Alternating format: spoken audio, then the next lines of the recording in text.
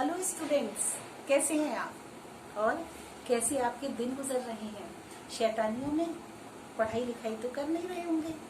चलिए, तो आपकी पढ़ाई लिखाई को, आपकी स्टडी को ध्यान में रखते हुए ऑनलाइन क्लासेस आपके स्टार्ट हो चुके हैं और वही ऑनलाइन क्लासेस लेने के लिए आज हम सब्जेक्ट टीचर्स आपके लिए वीडियोस लेकर आए हैं।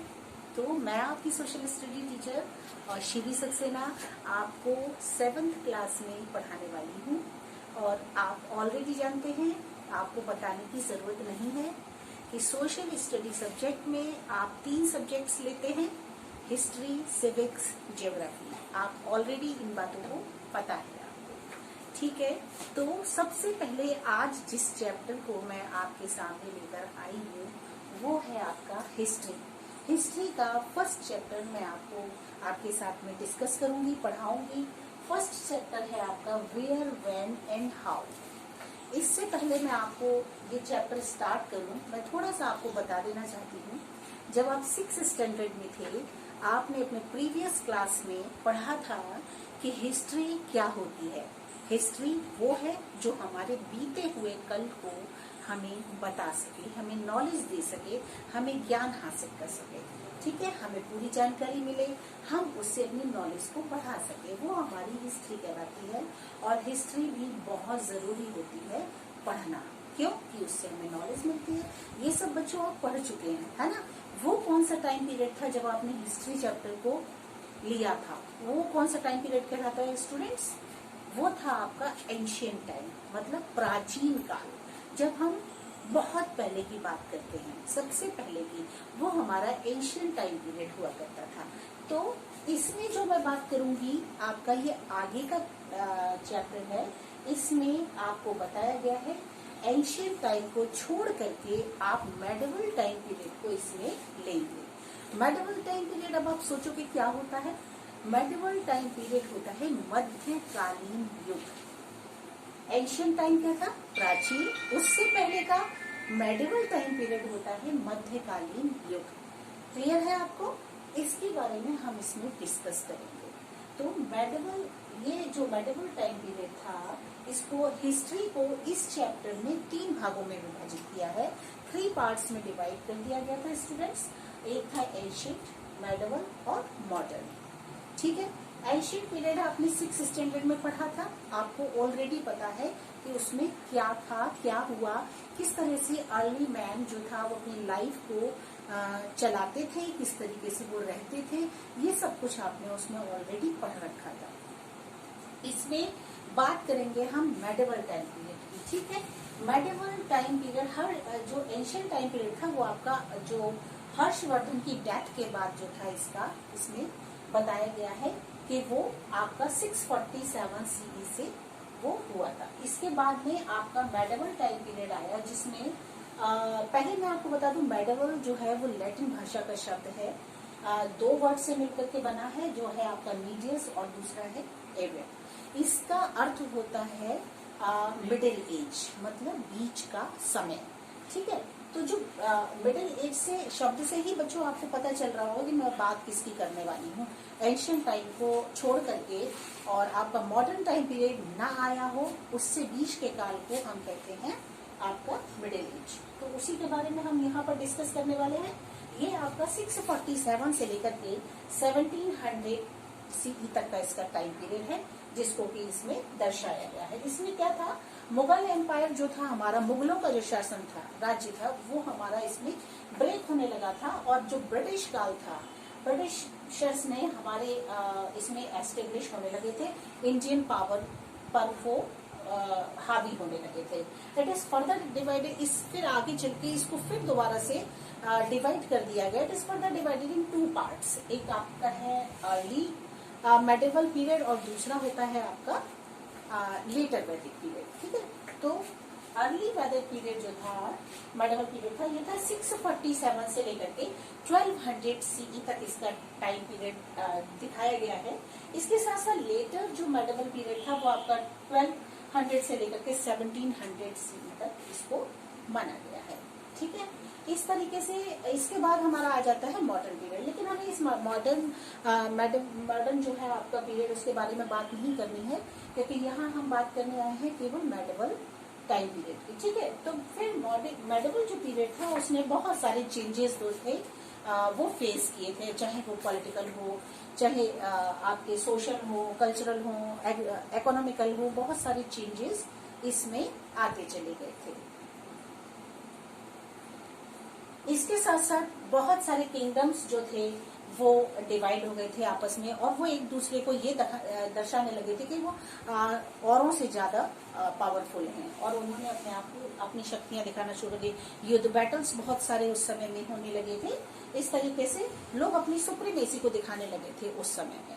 ओके, आफ्टर दैट फिर हम और आगे जब बढ़ते हैं इसमें, तो मेडिवल जो पीरियड था इंडियन हिस्ट्री में, वो आइडेंटिफाई, उसमें ज्यादातर लोगों का आइडेंटिफिकेशन जो दिखाया गया है, कौन कौन से लोग थे जिन्होंने अपना इसमें दर्शाया गया है, वो है तुर्किश है, अफगान है, पर्शियन है, मंगल है। ये डायनेस्टी जो थी वो मेन रूप से इस समय में आई थी, जो हमें इसमें दिखाई देता है। इसके बाद में बहुत सारे ऐसे प्रॉस्परस किंगडम्स थे, राज्यवंश थे, जैसे कि चोलाज है, आपका राष्ट्रकूटाज है। ये बहुत फेमस किंगडम्स हुआ करते थे उस समय में, मेडिवल टाइम पीरियड में, जिनका नाम हम अक्सर बुक्स में देखते हैं।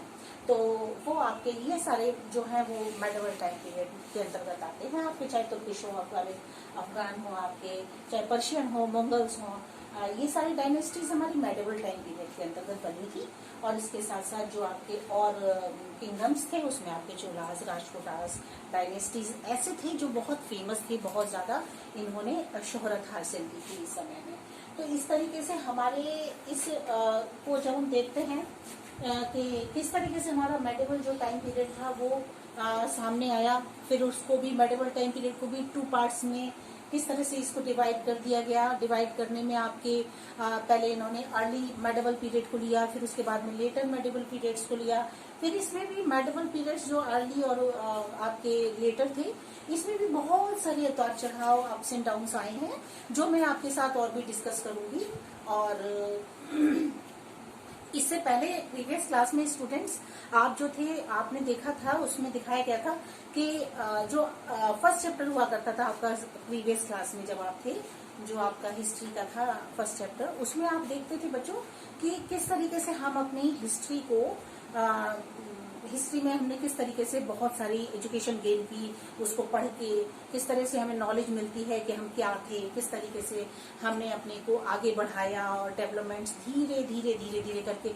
उसमें आपको ये भी बताया गया था कि किस किस तरीके से इन्वेंशंस हुए, जैसे कि फायर का इन्वेंशन था, व्हील का इन्वेंशन था। ये सारे इन्वेंशन जो थे वो भी आगे समय बढ़ता चला गया, और इसमें डेवलपमेंट्स होते चले गए। अर्ली मैन जो था वो धीरे धीरे धीरे धीरे विकसित होने लगा और बहुत सारी चीजें सीखने लगा। जैसे कि आपको याद होगा, एक वो था आपका फायर का जो इन्वेंशन है वो किस तरीके से हुआ था, जब अर्ली मैन था जो आपस में पत्थरों को लेकर के उनको रगड़ा, जब उन्होंने रगड़ने से अचानक से उसमें चिंगारी निकली, और चिंगारी निकलने के बाद में फिर आग उत्पन्न हुई। तो बड़े आश्चर्य में, क्योंकि उनको तो नॉलेज नहीं थी ना इस तरीके से, उन्होंने दोबारा उसको किया, फिर आग निकली, तो उनको बड़ा आश्चर्य हुआ। और उन्होंने इस तरीके से धीरे धीरे धीरे धीरे करके उन्होंने ये भी सीख लिया था कि किस तरीके से हम अपने भोजन को पका सकते हैं, किस तरीके से हम जो वो मीट खाते थे उनका यही फूड होता था, तो वो उसको बजाय कच्चा खाने के फिर वो उसको कैसे करके खाने लगे थे, उसको भून करके खाने लगे थे, क्योंकि उन्होंने आग की उत्पत्ति कर ली थी। फिर इसके साथ साथ आप देखो, और जब हम आगे बढ़े थे, आपको याद होगा कि जिसमें हमने व्हील के बारे में पढ़ा था, व्हील का इन्वेंशन किस तरीके से हुआ था।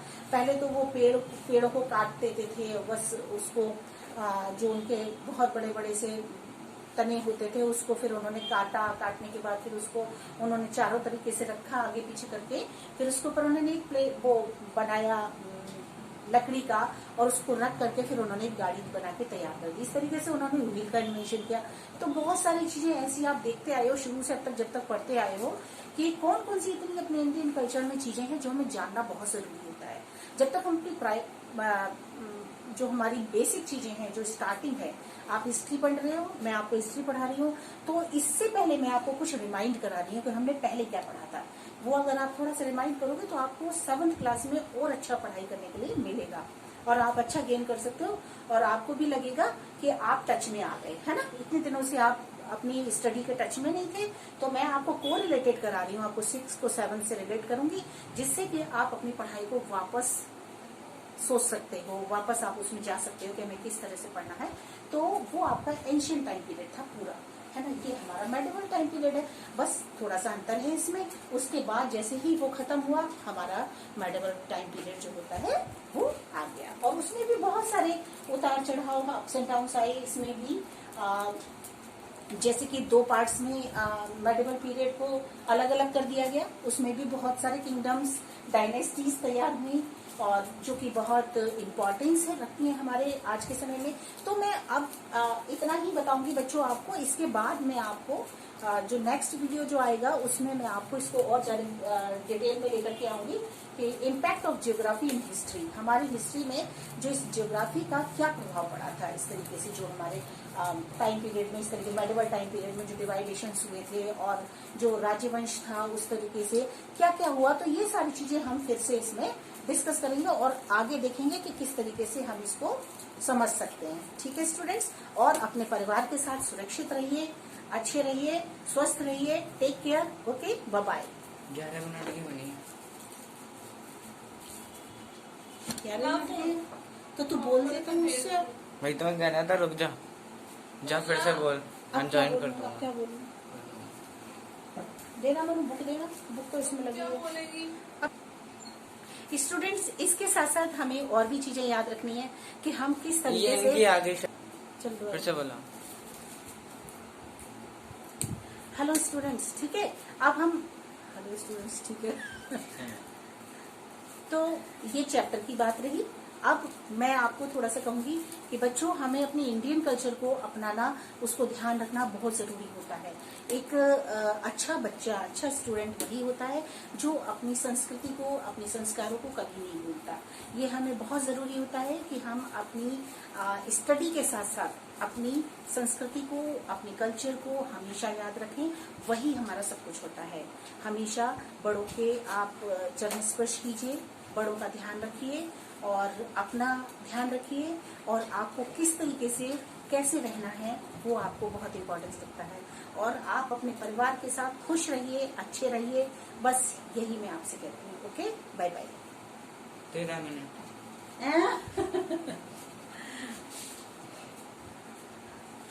चार्ट बोर्ड ले जाओ। एक टाइम से कहो, ये जरा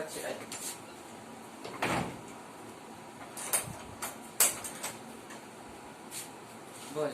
ठीक है बच्चों, इसके साथ साथ मैं आपको जो भी कुछ बताना चाहूंगी, जो आपको होमवर्क देना चाहूंगी, वो मैं आपको पीडीएफ में बता दूंगी, और आप प्रॉपरली डेली अपना वर्क करेंगे। कोई भी उसमें ब्रेक नहीं लगेगा। डेली जो आपको वर्क मिले आप उसको कंप्लीट करेंगे। कोई भी आपका पेंडिंग वर्क नहीं रहना चाहिए, क्योंकि अगर आपका पेंडिंग वर्क रह जाएगा तो आप पीछे रह जाओगे, फिर आप उसको आगे नहीं कर पाओगे, क्योंकि आपको डेली डेली काम मिलेगा और आप उसको प्रॉपर करते रहोगे। ये एक सब्जेक्ट की बात नहीं है स्टूडेंट्स, ये सभी सब्जेक्ट्स की बात है।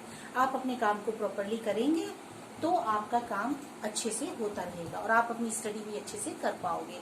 तो आप इस चीज को ध्यान रखिएगा कि आपको डेली अपना काम करना है, और जो भी कुछ मैं आपको पढ़ाती हूँ आप उसको एक बार रिवाइज जरूर करेंगे। घर में आप अपने बुक की रीडिंग करिए, रीडिंग के साथ साथ जो भी कुछ आपको समझाया गया है एक बार उसको रिवाइज कीजिए, तभी स्टूडेंट्स आपकी स्टडी स्ट्रांग हो सकती है। ये बहुत जरूरी है आपके लिए और आने वाली आपके पूरे क्लास के लिए, जिससे कि आपको अच्छी एजुकेशन मिल सके। आप उसको जब तक एक बार रिवाइज नहीं करोगे जो भी कुछ पढ़ाया जाता है, तब तक आपको कुछ भी हासिल नहीं हो सकता। हर अच्छे बच्चे की एक निशानी होती है कि जो भी कुछ टीचर पढ़ाता है वो एक बार उसको रिवाइज जरूर करता है। तो आपको ऐसा करना है, और इससे करने से आपकी स्टडी स्ट्रांग बनेगी। आपसे कोई भी कहीं से भी कोई भी क्वेश्चन कर ले, आप उसको तुरंत बता सकते हो, है ना। और आपको अच्छे से रहना है, सतर्क रहना है, ध्यान रखना है अपना, और अपनी स्टडी में कोई भी लापरवाही नहीं करनी है। इसीलिए तो आपको आपकी स्टडी में कोई कमी ना आए, आप अपना अच्छे से पढ़ाई कर सको, ये सब देखते हुए ही अपने स्कूल वालों ने ऑनलाइन पढ़ाई की व्यवस्था की है आपके लिए। आप उसका पूरा बेनिफिट उठाइए, अच्छे से पढ़िए, जो भी कुछ आपको समझ में ना आए अपने टीचर से पूछिए, आप अपने घर पर पढ़ रहे हैं अपने पेरेंट्स से एक बार डिस्कस जरूर कीजिए, और इसके आगे का जो है वो मैं आपको नेक्स्ट वीडियो में जरूर भेजने वाली हूँ।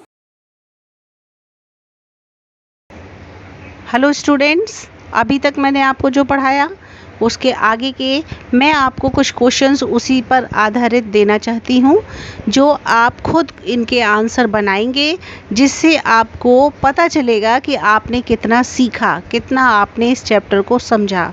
तो मैं आपको कुछ छोटे छोटे क्वेश्चंस दे रही हूँ, जिनको कि आप एक नोटबुक बनाएंगे एक्स्ट्रा अलग से, जो आपका रजिस्टर है, नोटबुक जो आप बनाओगे सोशल की, उसके अलावा आप रफ एक रजिस्टर लेंगे जिसमें आप इन क्वेश्चंस को लिखेंगे और इनके आंसर आप खुद बनाएंगे। ठीक है, इन क्वेश्चंस को बनाने से क्या होगा कि आपने जितना भी कुछ पढ़ा है वो आप पता कर पाओगे कि आपने कितना उसको डीपली लिया है, कितना उसको सीरियसली आप पढ़े हैं। ठीक है, तो क्वेश्चन नंबर 1 है आपका, how many divisions are in history. कितने डिवाइडेशंस किए गए थे हिस्ट्री के अंतर्गत? राइट द नेम ऑल्सो, आपको उनके नाम भी लिखने हैं। क्लियर है? इसके बाद second question, what is the meaning of medieval.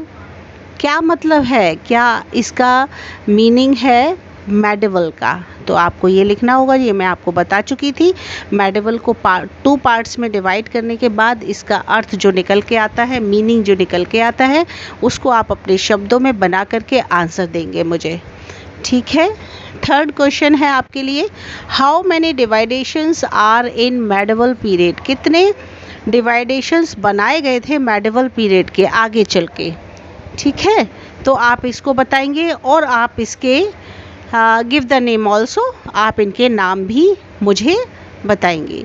ठीक है, तो इन 3 क्वेश्चंस जो मैंने आज आपको पैरा पढ़ाया था, जो मैंने आपको टॉपिक लिया था, उसके अकॉर्डिंग आपको मैंने ये क्वेश्चंस दिए हैं, जिनके के आंसर आपको खुद बनाने होंगे, उसमें नोट करने होंगे। इसके साथ साथ मैं नेक्स्ट वीडियो में भी आपको क्वेश्चंस दूंगी, हार्ड वर्ड्स दूंगी। इससे आपकी वोकेबुलरी अच्छी होगी और आप ये सीखोगे कि चैप्टर के अंदर से क्वेश्चंस भी निकाल के कैसे हम उसके आंसर बना सकते हैं। ठीक है, ये आप करेंगे, इतना आपको करना है। Okay, thank you.